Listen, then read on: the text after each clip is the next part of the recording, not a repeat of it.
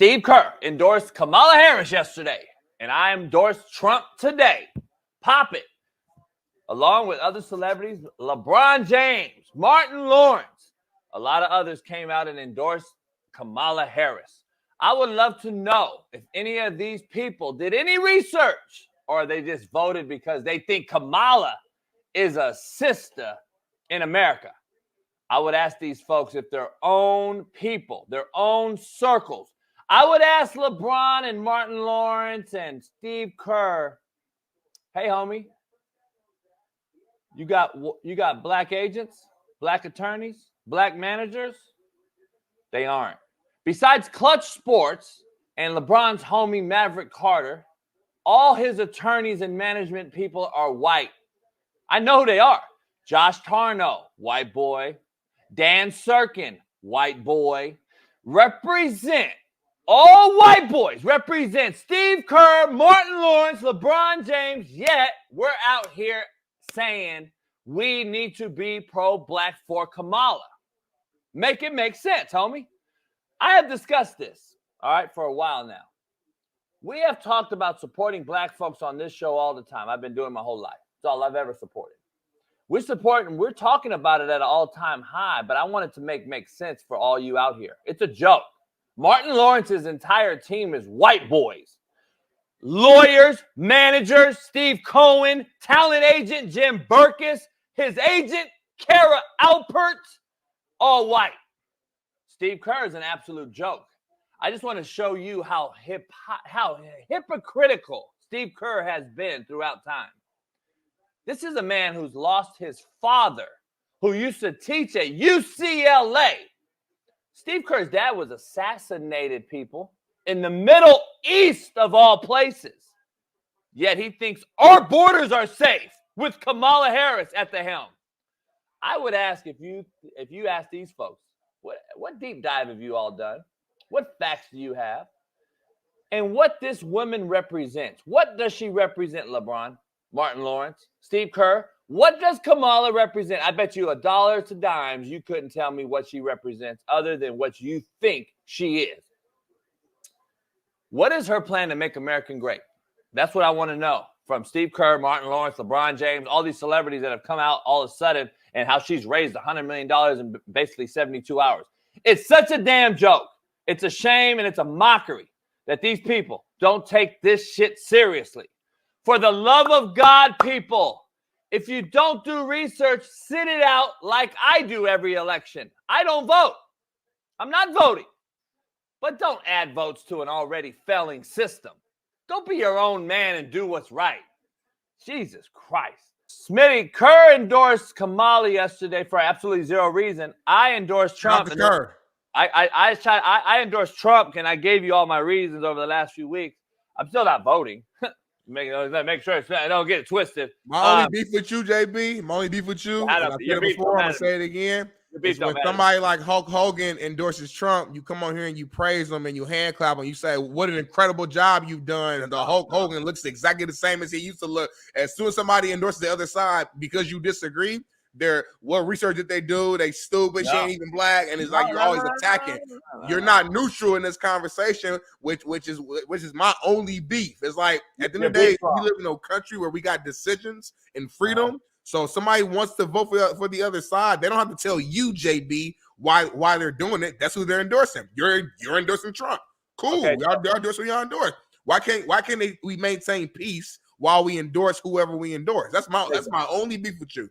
Okay, let me first time out. Show me when I've endorsed or said anything about Hulk Hogan being right, wrong, or indifferent. I'll wait. Go ahead.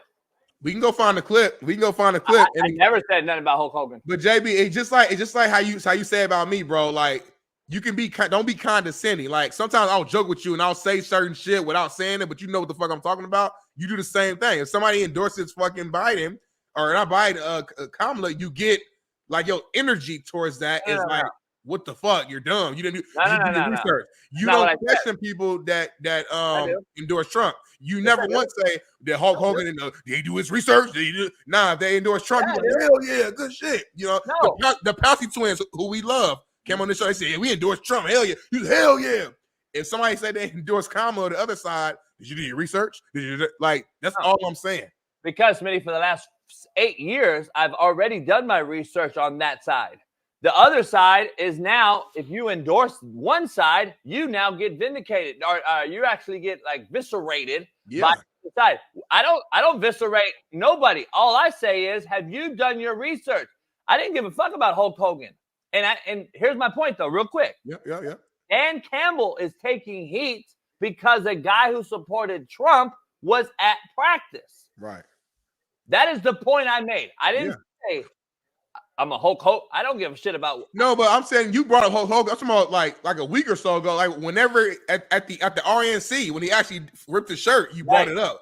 And I'm using him as an example. But when he did it, like you had a rant, and you were almost praising it. Is what I'm saying. Like your tone was in a praising tone versus when I started the show off by saying Hulk Hogan out here. I didn't even know he was out there. I don't know shit about Hulk Hogan and Donald Trump relationship, or I didn't even know he was going that way.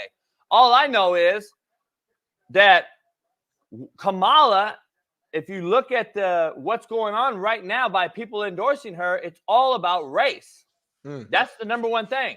And that's the only thing is why I'm bringing it up. And you know damn well Steve Kerr coaches who? Brothers. So he's made it about race, like Popovich has, like other people have. Do your research. There's too many folks out here making this hasty judgment on just because we think she's a black female in America. But we're not really. It's a think. It's a thought. Let me ask you this real quick. But race don't come into Trump is all my point was. Race don't come into Trump. Well, now you can talk about he's racist. I'm talking about race.